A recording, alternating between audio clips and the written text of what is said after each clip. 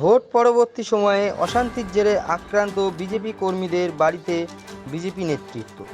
সন্দেশখালীর শীতুলিয়া এলাকার বিজেপি কর্মী অরবিন্দ মণ্ডল ও বেশ কয়েকজন বিজেপি কর্মীদের মারধর করা হয় বলে অভিযোগ।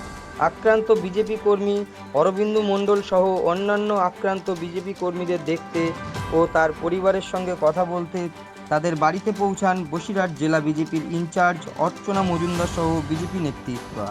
আক্রান্ত কর্মীদের পাশে থাকার ও আইনের সাহায্য দেওয়ার আশ্বাস দেন বিজেপি নেত্রী অর্চনা মজুমদার।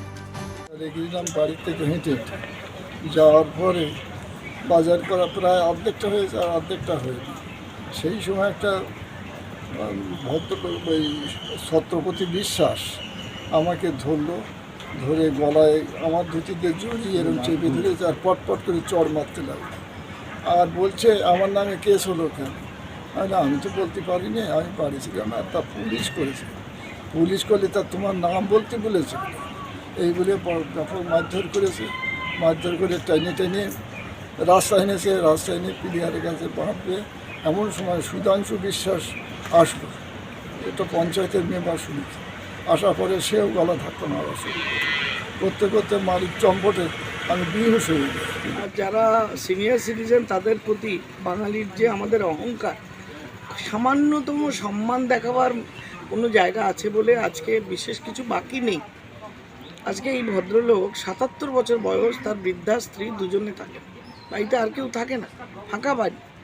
এইরকম একটা মানুষ শুধু গলায় তুলসীর মালা থাকার অপরাধে, শুধুমাত্র বাড়িতে রামের পুজো করার অপরাধে তাকে একটা শ্রেণীর মানুষ পছন্দ করে।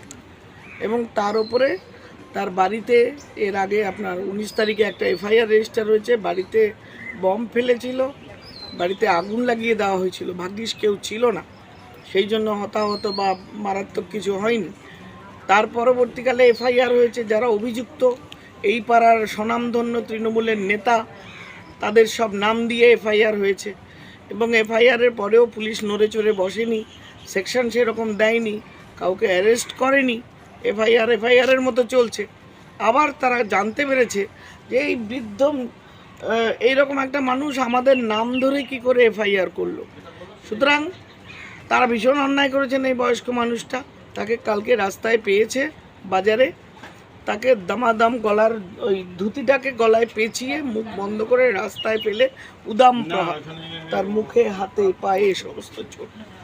এই যদি আজকে পশ্চিমবঙ্গের শাসন ব্যবস্থা, প্রশাসনের, পুলিশের ভূমিকা হয়, আজকে বলুন এই সিনিয়র সিটিজেন সাধারণ মানুষ কোথায় গিয়ে দাঁড়াবে? মানুষ তার নিজের বাড়িতে নিরাপদ নয়, রাস্তাঘাটে নিরাপদ নয়, হাটে বাজারে নিরাপদ নয়। শুধুমাত্র দল দেখে, রং দেখে, মুখ দেখে, রাজনীতি দেখে এখানে মানুষের নিরাপত্তা দেওয়া হয়। এই আমি তীব্র প্রতিবাদ করি আমাদের বিজেপির তরফ থেকে।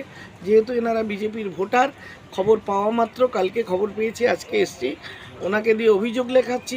মেডিকেল যে কালকে চিকিৎসা হয়েছে, কাগজপত্র নিয়ে যেই জায়গায় যেতে হয় যথাযথ জায়গায় আমরা যাব এবং শেষ অবধি দেখে ছাড়বো যে এরকম দিন কতদিন চলবে। মমতা বন্দ্যোপাধ্যায়কে জবাব দিতে হবে।